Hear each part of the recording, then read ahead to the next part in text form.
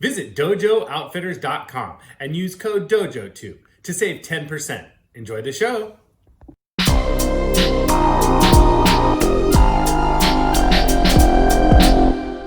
Only 25% of the viewers are subscribed. Hit that button to support the channel. Mahalos.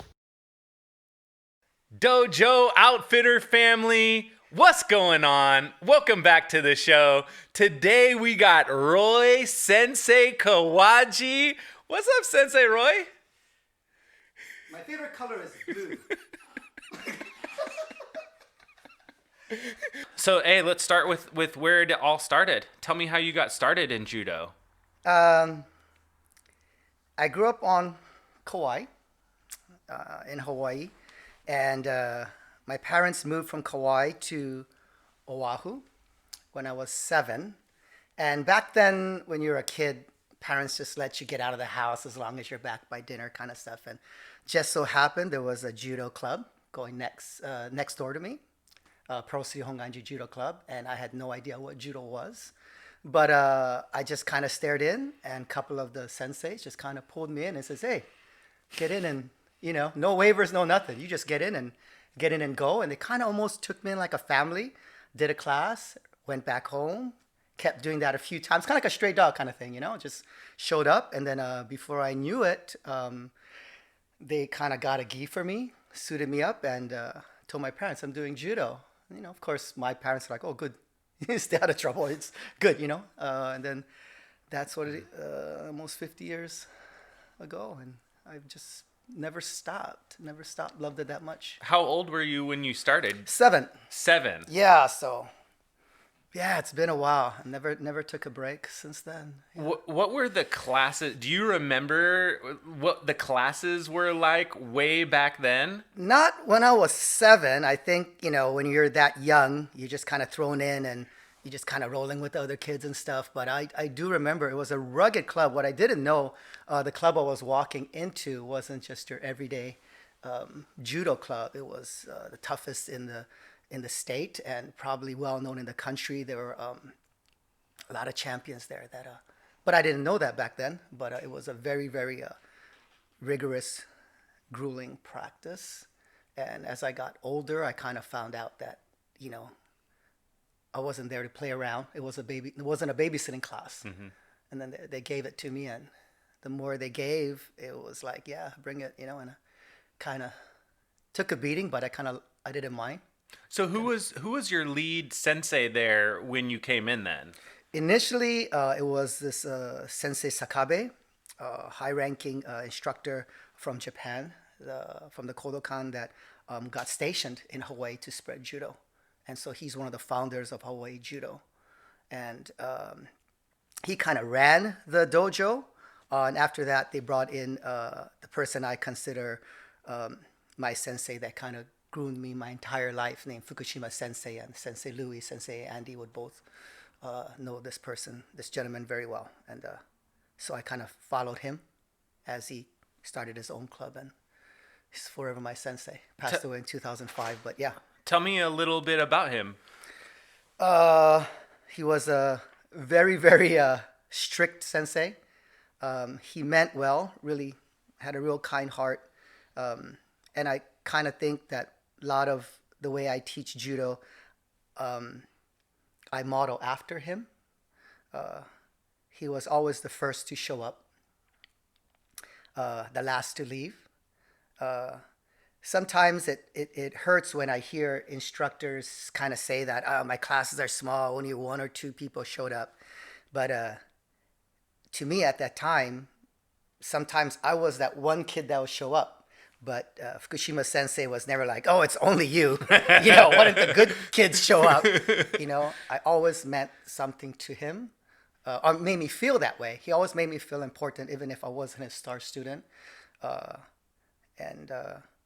Yeah, he was the sensei that loved judo, set everything up and always showed up. And I think that's one of the keys that I like to carry with me as I continue my judo journey. Because it never ends, right? Never. It never ends, yeah. That's the mentality you have to have. Yeah. Yeah. It's forever. It is forever. Yeah, it helps Yeah. a lot. Yeah. If you look at it from a this is forever, it helps a lot of problems that you have. Yeah. So tell me what his best technique was. Your sensei's best technique. What was he famous for? My sensei was already kind of older. He came from Okinawa. He was in the military in Okinawa, and when he came to Hawaii to teach, he wasn't a competitor by then. So it's difficult to say because he wasn't the one actually teaching what he liked. He just taught us basics. So his favorite technique was standard, nothing fancy. Learn these 5 basic throws and just stick with it. So seoi nage, ostogari, uchimata, the ones that most people can name, just stick with that and do it until it clicks, So no favorite technique. He would gonk our heads a lot and he would call it a horse bite. He was gonna grab my thighs really hard. It's like, what are you doing? So it never left the mark. But he was a strict one. So did you receive your black belt from him then? Yes. Okay. Do you remember getting your black belt? Getting my black belt, yeah. I was back then. It wasn't. My sensei was not tradition. It wasn't traditional in a sense where he didn't see tournament wins or rankings. His thing was just show up to practice, train hard, do your best. So I had all the requirements to become a black belt, and I was in high school. And one day I just seen a certificate in his bag that I had to kind of carry. He was an older man, so he'd be like, "Roy, go grab my bags," and I'll bring it. And then there was a certificate, and he says, "Oh, is that mine?" He goes, "Yeah, you got a black belt." But it was like, I get one or something. But no, I just wore my brown belt for like a year, even if I had my black belt certificate, because it didn't mean. He just wanted me to be there, show up, help the kids, set up the mats. And then it was later that one of my father's friends, this guy named Yoshimatsu, it was like in 1984. He was advisor to Japan going to the LA Olympics. That's where Yamashita took his gold. So Yamashita actually visited my dad's house.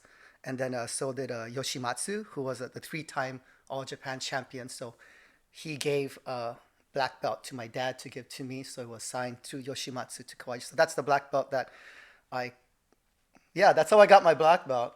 But my sensei never gave me one. He's like, show up and never mind that. A belt is a belt. He was a belt is a belt. We're a white belt. I don't care, but you come out and train and did it mean too much to him? That's a cool story. It is kind of an odd one, but it's odd, but really cool. Yeah, this Yoshimatsu guy, he was like about 6'2", 6'3", huge, gigantic guy. And, if you go to the Kodokan and you look at the history of judo competitions, it'll be like, he's the one that took the 3-time. He actually fought Masahiko Kimura, the Kimura. Mm-hmm. Yeah. So he was one of those Japan legends. And my dad would tell him, "Hey, my son is into judo, so teach my son something interesting." I'm like, "Ooh, Japan judo secret." Wow.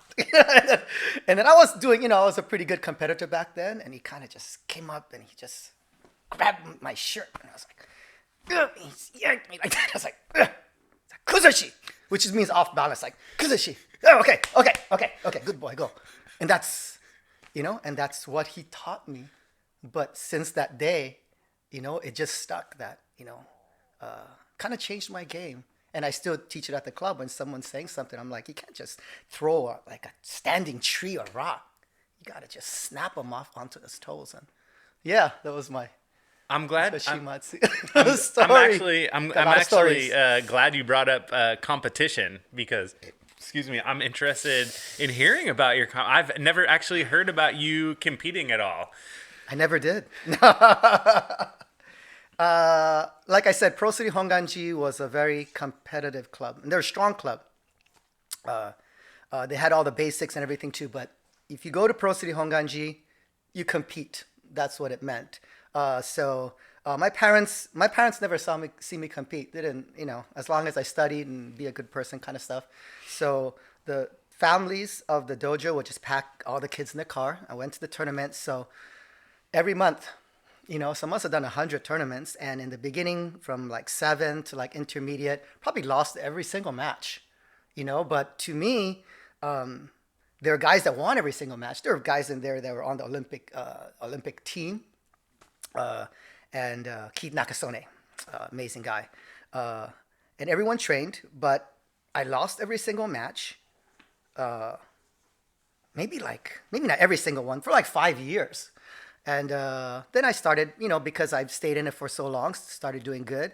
And when I was in about my early teens, I asked Fukushima Sensei, I said, hey, Sensei, I train a lot. I'm the guy that never misses class. Everyone, they just come when they want. I come to class every day. I give my heart, and I just, what am I doing wrong? He goes, no, you're not doing anything wrong. This is Fukushima Sensei. It's like, you just have no talent. No, straight out. Just looked at me and goes like, Roy, you have no talent. And I was like, what does that mean? He goes, no, it's exactly what you mean. Some kids are just talented. They train half as much as you. They're going to still beat you. So I said, so that's it. I should quit. There's nothing I can do to win. He goes, no, you can train maybe 10 times as hard. And that's the way. And I said, not like twice as hard. He goes, no, 10 times. You don't understand. You basically have really no talent in the sport. But surprisingly, you don't give up and you stay at it. So it was kind of a turning point. And I think it was maybe freshman year in school or something like that. So I said, okay, well, let's do this. So I talked to some of my friends, and they said, yeah, Roy, you're just kind of nice. You don't want to hurt anyone. You just got to get a little bit more of this fighting spirit. So something in my brain clicked at that point. I said, well, I don't like this losing, because if I want to get something back. So I just changed that whole summer. I just woke up at 5 and trained a little hard in the morning and whatever. And then the year after, I just went undefeated, took the Hawaii title, and it felt good from losing. I just had an undefeated season. And so it wasn't so much that I didn't have the techniques. It wasn't my instructors. It was just me. I just wasn't putting, I just thought if I do what everyone else does. And then my year after that, the junior year, I got a girlfriend in high school, and that just, my judo career just tanked. Thank you. You know who you are. You know who you are. You know who you are. But senior year, I got it back. I took the title again, and then I went to the high school nationals, took a silver there. But I think growing up, I liked judo. I loved randori. Competitions was just another day of randori to me. So it wasn't if I could win a trophy or, that didn't matter too much. And I think a lot of it has to do why that was instilled in me was that whenever I would go to tournaments, the parents that, the other parents of my friends would take me there.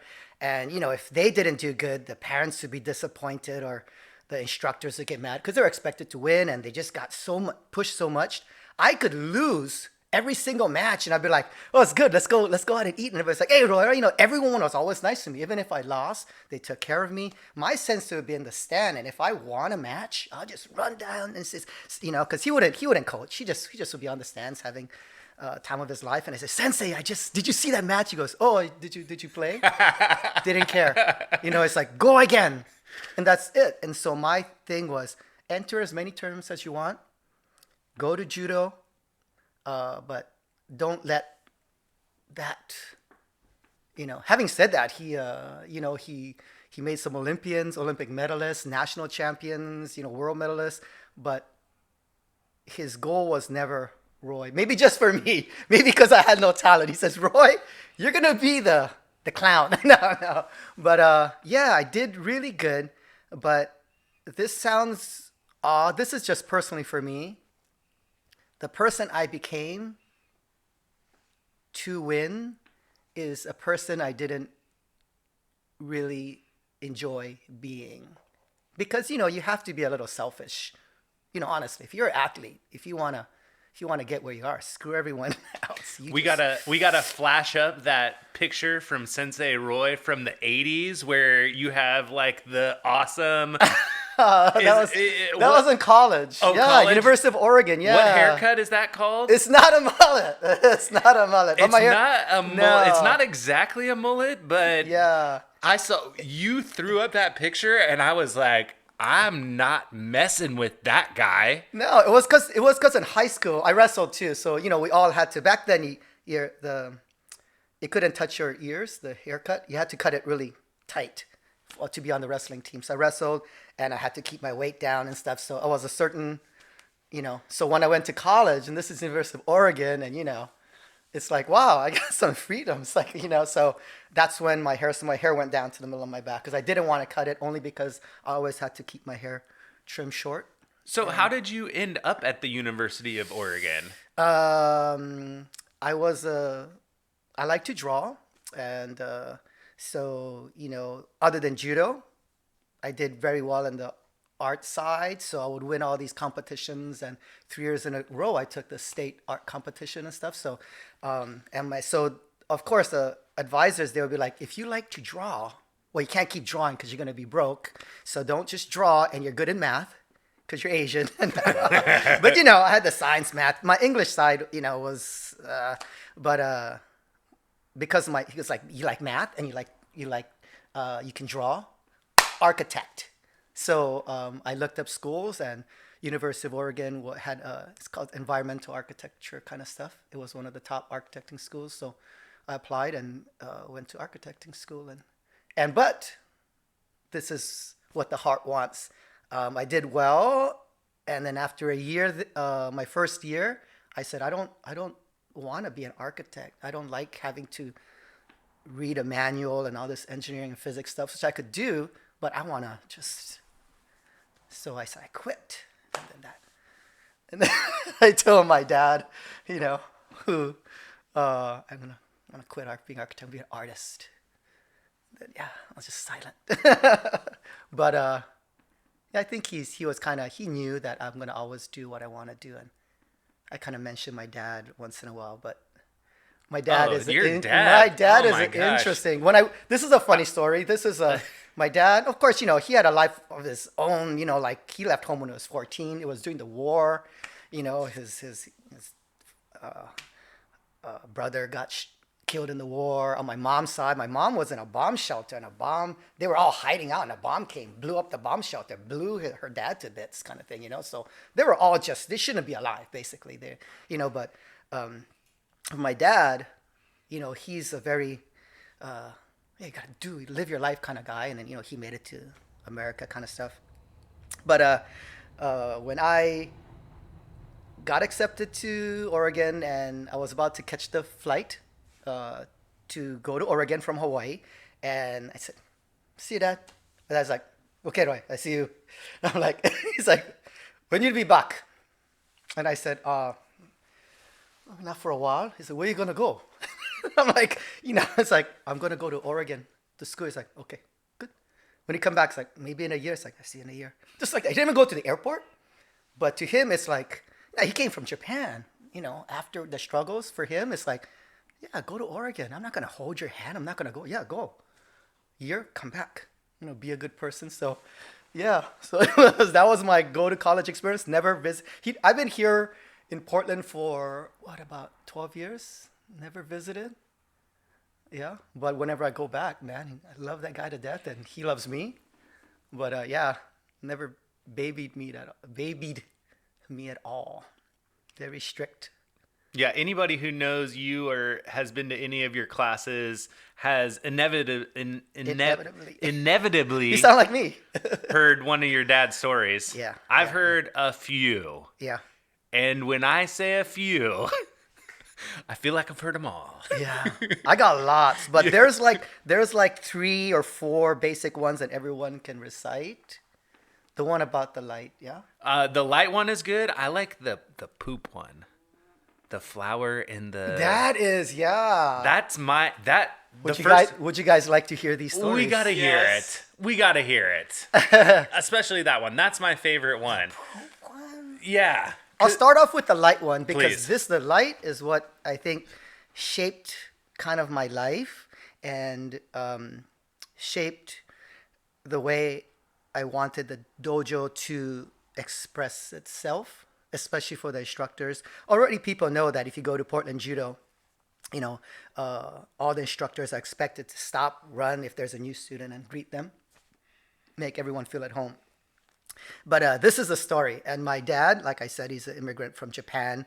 I have to do it in his accent. It's actually stronger, but if I did it in his full accent, you guys might not understand. But so my dad and I are really close. Also, of course, I'm close with my mom too. Love my family to death.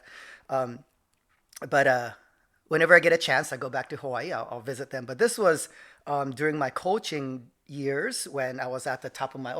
I started coaching when I was 29 or 30. So that's the age when I just feel like I'm pretty awesome.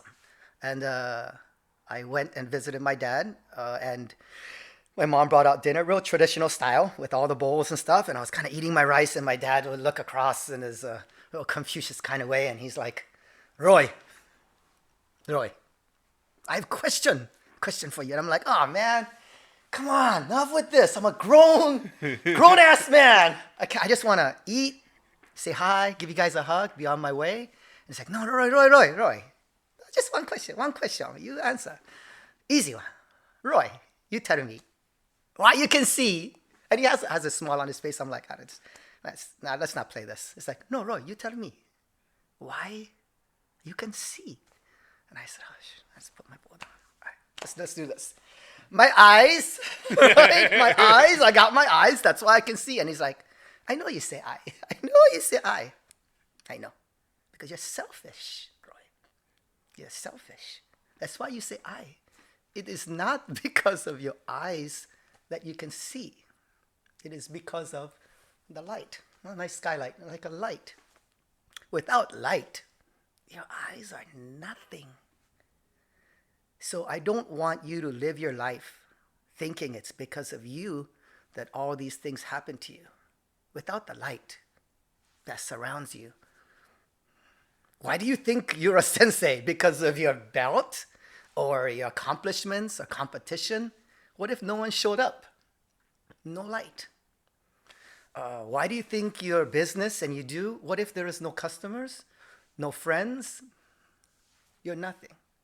And so I tell everyone at the dojo, you guys are the light you guys are light. Jamie? Guys are the light that shines. So I love that one. Yeah. So that is what shaped my life. So whenever I think, this is awesome, doing good, then you have to stop and think, no, it's not because of me. It's because of Your dad was a wise man. Very, very, very wise, loved, unusual man. Getting close to 90. This is one interesting thing, and everyone in his life would, because if I say this, it's going to sound like I'm lying. My dad never got sick. I never heard him cough. He never got bedridden. His entire life. It makes me think and I thought, no, he eats whatever he wants. He doesn't necessarily exercise. He likes, he drinks his sake and the way he sees the world, I think is quite beautiful. Nothing burdens him. He feels sad for other people kind of stuff, but he's all, if you ask him something, we're like, Sensei, why do you think this? He's like, oh, good question. Yeah, it's a good question. I mean, something as simple as that. So amazing guy. I would like to say I'd like to meet him one day. If he shows up, if you visit your son. Come visit your son, please. Visit your son. We miss you. So tell me, I want to get into your coaching career. How did you even start coaching? What made you what made you want to get into it? On the coaching side, like I said, competition really wasn't my thing. I like competing, but it wasn't why I started judo. And I think when I went to college and grew my hair out, it was like, I was kind of just burnt out. I was like, it was judo every day. I just needed a break from it. But it did so much for me that I always knew that if someone asked about, like, can you teach me something? I'll be like, yeah, I'd like to kind of teach you. So even when I went back to Hawaii after college and stuff, I always went back to the dojo because I wanted everyone to know the joy I felt in judo and how it could change your life or, friendships. All the good things that it brought. So, and when it got to teaching like young kids, they light up, so easily. Like your son, I'm sure you have a lot of great experiences like that. But I realized that was something about judo that I could give back, but that was what's in me. I kind of went the whole way where it became like I went on honestly the politics side of it, but I went became involved in national organizations and clinics and all that kind of stuff. But that didn't give me the joy of putting on my gi and just teaching someone judo. Anyone. You could be 5, you could be 89 years old. I just like teaching so. Yeah. Oh, sorry. It was a coaching question. You asked. Well, Oh. and I kind of knew that you would give a humble answer, but from what I have heard, you single-handedly turned around the Pearl City Judo Club. You came in and immediately saw huge success. Yeah. I think my coaching style differs from a lot, and this is the reasons why I love judo and what judo has done to me. I wanted to make sure that people felt that. So even I took the coaching job at Pro City High School, which at one time just dominated the judo scene, and then it kind of fell out, I think. And I felt the talent was there, but a lot of times I think kids at the high school just lost the passion for it. So that year that I took over, they had a horrible season. I think they're like second to last. They won one school, but it was like 1-9 or something like that. But so nobody kind of wanted to take it over. But to me, it's like that had nothing to do with it. It's like I don't care what the record is. Are there kids that show up that want to learn judo? Hey, let's do this. So I just went in, and there were like 20 kids. How old were you? 29 or 30. Yeah, maybe I'll just say 30 just to make it easy. And I was just busy with my life too. And I told Karen I'm going to help out because it was my alma mater. That's the school I went to and gave me a lot of good memories. And a lot of my judo competition stuff, time was there. So I went back and I started teaching the few kids there, and I said, hey, let's build this more and more. And so I was really involved in high school. I got a big mouth and stuff, and it was a high school I belonged to. So I started I just went football team, soccer team, track. I just go, hey, anyone want to learn judo? Let's do judo. And then and one person told, and I started recruiting. I said, we're all gonna meet outside on the field. It's gonna be a party. We're gonna go camping and stuff. And then and at one point it was about 200 kids that was gathered on the field. And I said, hey, let's all run. And I printed everyone T-shirts, high school team and training kind of stuff. And then, it just built this organization. I told them, hey, I don't care if you win judo. I don't care if you continue judo. Let's just get together because it's going to be a really fun, good time. And then I ramped it up. I got you now. No. And it came a thing where like, all right, now I have to build a team because I started real early. And I said, I'm just going to kick this up. And it just got harder and harder because most high school judo teams, they'll practice 3 times a week or something like that, 2-3 times a week, extracurricular kind of thing, and put in 2 hours. I said, no, we're going to go 3 hours, 5 days a week, and maybe another 3 hours on Saturday. And if you start missing practices, and I said, because I want people to quit, and because it's like me against you, and let's see how mean or strict I can get. And I think that's the part when everyone says, no, I don't want to be the one. It was like this reverse psychology stuff. And then I said, yeah, because you're going to have to love judo to put up with me. And then, and it got down to like 120, and then there were kids that even shouldn't have been there, but they're like, no, I'm staying. And then I said, I did it. I built the team that, I don't care if you got talent and you're good in judo. if you're not going to show up, you're not a teammate. And if you're not going to continue it, and if you don't have the passion to stay in it afterwards and maybe teach a class or, continue it, then I don't want to waste my time. And it's not wasting my time. It's like, this team is not for you. And built this team, and then that year from second to last, first, and then next year we won again, and then the final year, I went like 20-0, and we just, and to the point where this is where I said sometimes the competition side can get bad. If we didn't win 100-0, I'd be upset, which is ridiculous. But so there was a time I knew I had to quit that too, because I got so into the let's dominate, let's win, and I was like, that's not the way to think. And so I'm glad I left when I left, but I think I left enough of a footprint where like the Lou and Andy Hung especially, the harder I made it, I think they're them, they got grit. They're as tough as you get. I was gonna ask, do you remember meeting Andy Oh and yeah, Louis? yeah. What was your first impressions of the Hung brothers? Louis was really quiet. Whoa, what? Yeah. No, he is. If you don't know him, if you don't know Louis, then he's not gonna just like. If you get to know him, then he's a character. But he was really quiet. But I known him because he lived in the same neighborhood, and Louis and Andy, I didn't know who they were back then. But they're like rascal kids, they're throwing rocks at street signs kind of stuff. And I said, oh, those kids, this is such a menace to society. No, they're just like typical street kids, just kind of messing around and stuff. And then and Louis, they both had shaved heads and stuff. They got the glasses and stuff. And I just remember them, tie-dye shirt. And so when he walked in, I'm like, yeah, I remember you when you were a kid. You used to walk around and, maybe you did throw rocks at my house. I don't know.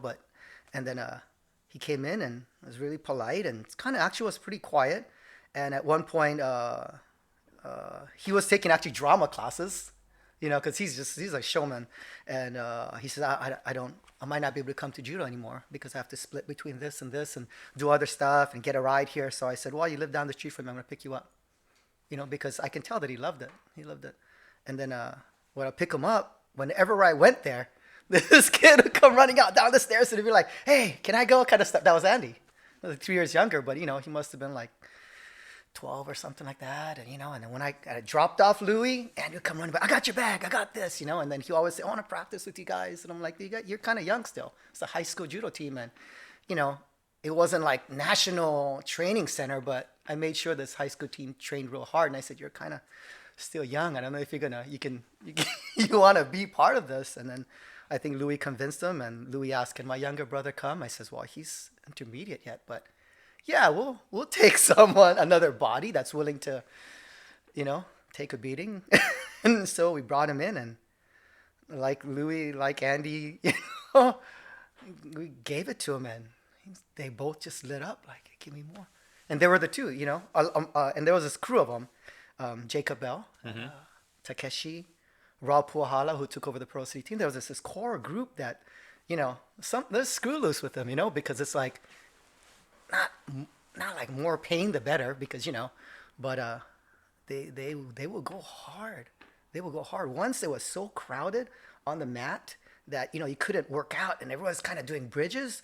And I remember Jacob Bell and this other guy Brian Denny, they went off the stairs on the concrete, and they're just like all doing the bridges on the concrete. I'm like, these guys are crazy. These guys are crazy. I love it. I love it, So they took the passion that I had for judo, I had as a kid, because passion will make you train yourself. I can't, coach is not going to be there all the time. If you make someone love judo, they'll continue it, and nothing will stop them. But they took the love I have for judo, and then they put it into they put their own spin on it. I love judo. If we kind of roll, we're going to have a good time. They took their love for judo and says, we're going to go hard and not going to stop. A little different approach from me, but that made them, a pretty rugged bunch of guys that stuck with judo for the love of judo and did phenomenally well. Mm-hmm. All these years later, how does it make you feel when you look at Jake Bell and you look at Andy Hung and you look at Louis Hung and see all their accomplishments and double black belts? And I'm really proud of all of them. Everyone has their challenges, but I'm so proud of all my students because, you know, life will throw you curveballs. They just don't quit, you know. And quit doesn't mean you got to stay on a certain path. You're going to switch paths. You're going to try different things. You're going to make mistakes, but you just stay in the game. I remember when we first came up here and people got a taste of the Hung brothers, and the things they would say is, yeah, you know, whoever wants to go in, it's like an open mat kind of thing, and people go in a couple rounds. They will stay in like 2 hours straight, literally, and they'll be just like, you know, and everyone's like, what's with these creatures? But it's almost like, yeah, that's the mindset that was built up through just years of, yeah, just don't quit. Yeah. They're not quitters, I'll tell you that much. So I'm interested how Portland Judo got started. I left Hawaii. I had this life plan. I grew up without money. Like I said, my dad came first, worked, made enough money to fly my mom over, had my sister, had me, kind of stuff. So growing up, I didn't have much, but accumulated a lot of good life lessons from my dad. Worked hard and saved up enough where I told my wife Karen that when we were kind of getting married, my goal is to, by the time I hit 40, I want to just save enough where I just can kind of just do what I want to do, just basically retire. And so for about 15, 20 years, I never traveled. I never, you know, just led the most simple life that I could. Just saved everything I got. And then when I was 39, a year before 40, I sold everything, house, car, businesses, and just had a backpack and left. And then said, I'm going to travel, because that's what, you know, if you could retire. So, you know, I stayed in Switzerland for a while. I lived in New York for about a year. I lived in Japan for a little bit. Not lived meaning, you know, like 3-4 months. Not like full on, like, you know, set my roots down kind of thing. And then I went all over, and I told Karen, I don't think I'm a typical person. Retire, travel, retire, do nothing. I'm thinking, no, I can't. I don't enjoy traveling as much. Living in different places. I enjoyed it as far as meeting people, but I said I wanna go back to judo, and she knew, I think, that was in for me. I said, yeah, I'm gonna open up a club. So Louis was finishing up school, and he always said that he was interested in, you know, starting a club too. And so I called him. I think it was in July. I did the paperwork for it, and I said I'm gonna start this Portland Judo. And I think he graduated or something in August. So he said he was going to come down in August. I said, okay. So I found a place in August, this Aikido club. And how did you decide on Portland? Oh, because I was at University of Oregon. So I already had friends here. So whenever I would travel and I'll go to, let's say, East Coast or Europe and stuff, instead of the connection going from San Fran or LA, I would always go Seattle, Portland, because I was comfortable with the Northwest. And I don't like traveling just in one long streak, so I'll stay. So if I wanted to go to New York, I would stay in Portland for a week or a month, and then, you know, just stay in a hotel kind of stuff. So when I was in Portland, there was my rest stop when I would travel other places. So I bought this tiny studio, a 260 square foot studio. And I'll just leave my stuff there. I'll kind of bounce around. So when I stopped traveling in 2008, I left in 2005. 2008, I just kind of sat in that studio, and I said, yeah, I want to do something. And so around 2 years later, that's when I said, this is... And everyone that knew judo told me, don't open a judo club here. You know, judo is not going to do it good. It's good in Seattle. It's good in California. It's big there, but it's the chances of getting really big in Portland is not gonna do good. And I said, well, I'm not opening the club to make a statement. I want a club because I just want a place to train my way, just casually, comfortably. So I opened it up, and 5 years later, we became the biggest club in the country, and we hold that title, I think, ever since.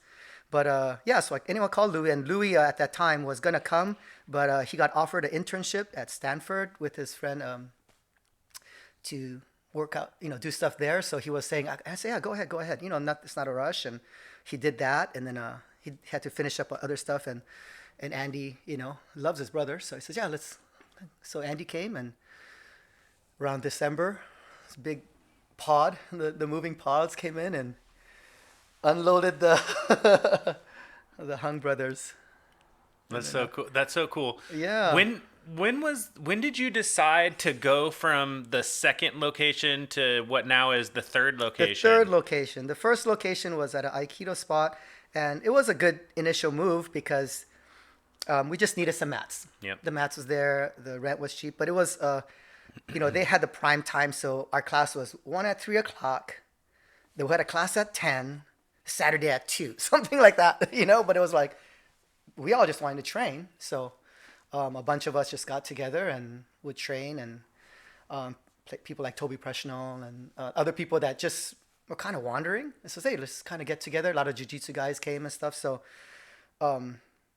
but even with that odd time, I think it's just that we had this weird culture at Portland Judo that's not like any other. So it just attracted.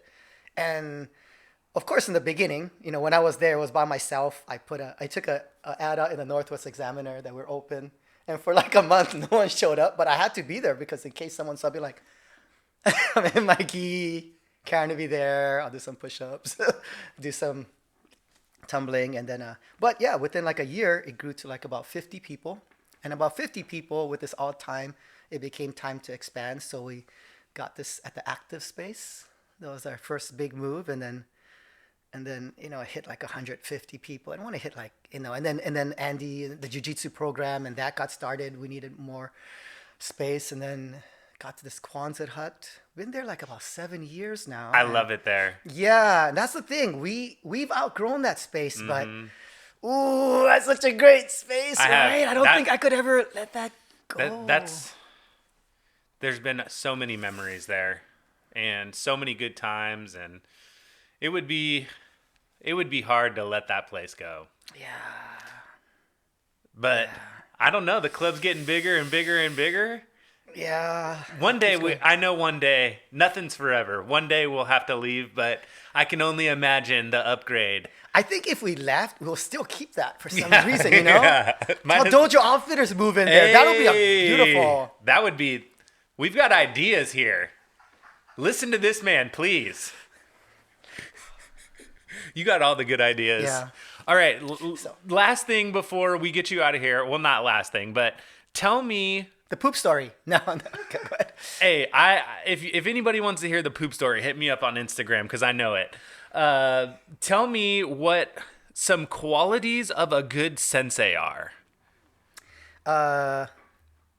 I think the main quality is to show up.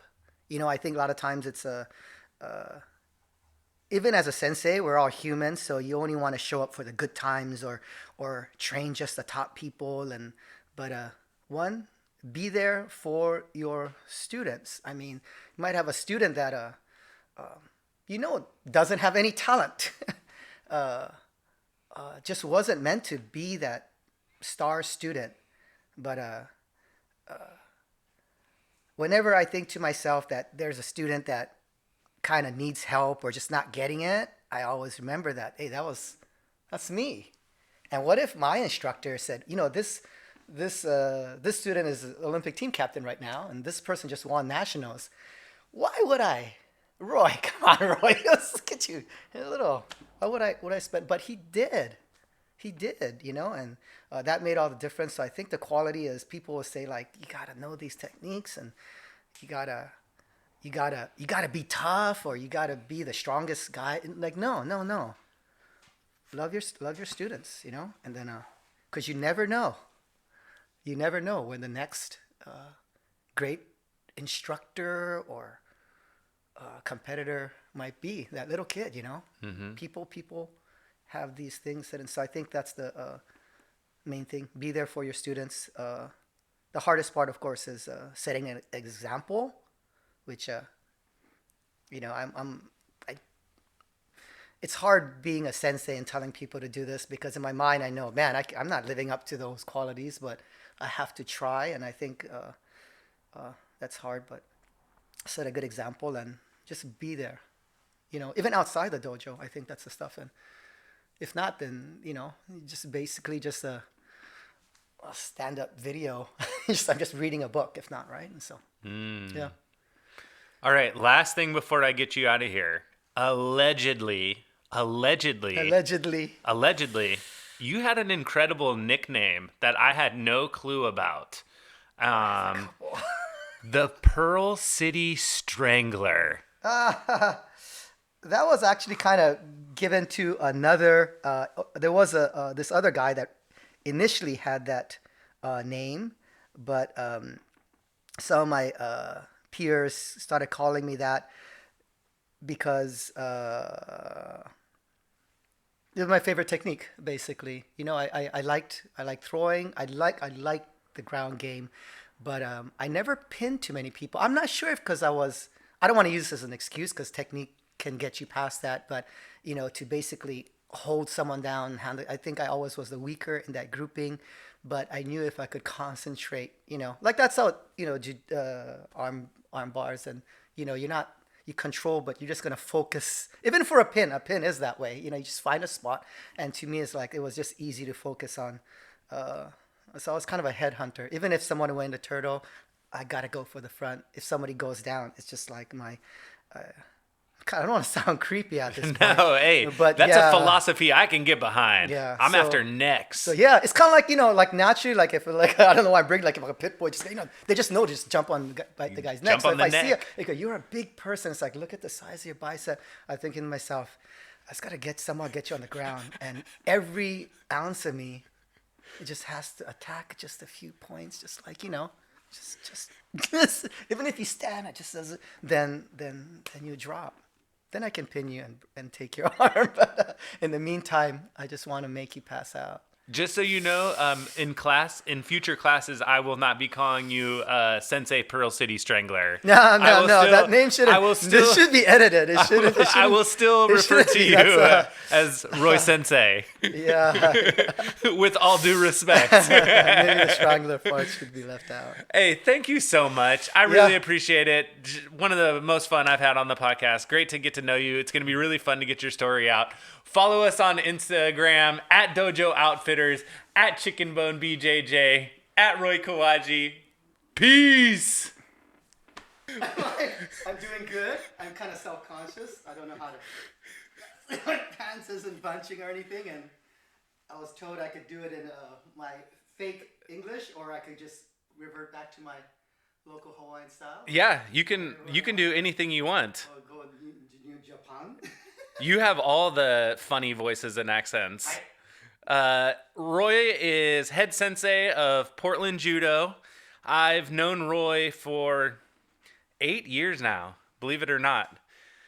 I've been around for a while. I did have a time where I was took a 2-year break, but I just want to start before any of this and say thank you.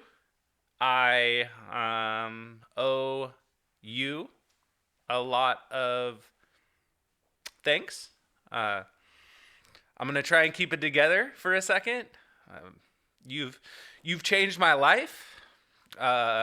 You've also changed Jason's life. You've changed probably hundreds of people's and kids' lives. And the only thing I can think to do is say thank you.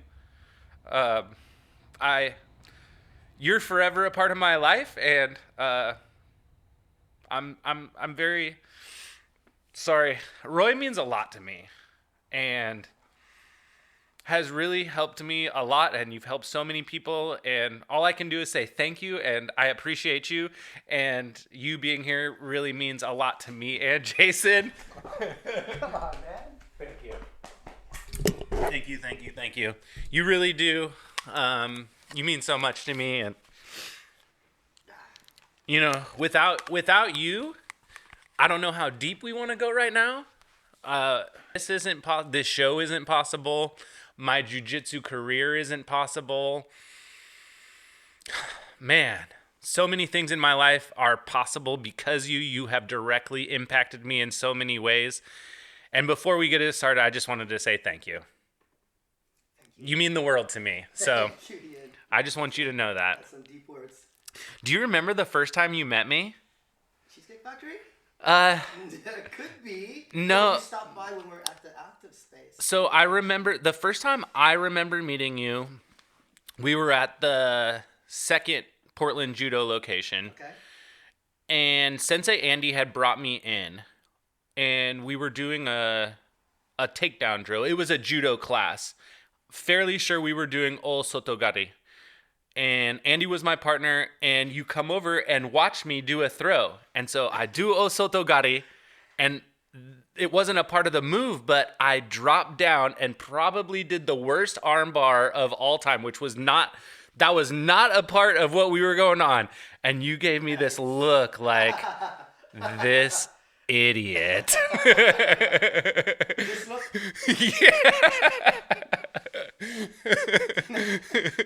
But it was funny. I've known you a really long time. You've been in the judo game a really long time. Yes. I remember one other funny story. I was really proud of myself. And I had gone to like 5 straight jujitsu classes or something, and you're walking out of Portland Judo, and I was like, Sensei Roy, how many classes have you been to straight? And you looked at me and you were like, I don't know, 2 years? And I was like, well, I got a ways to go to catch that. The stories. You have a lot.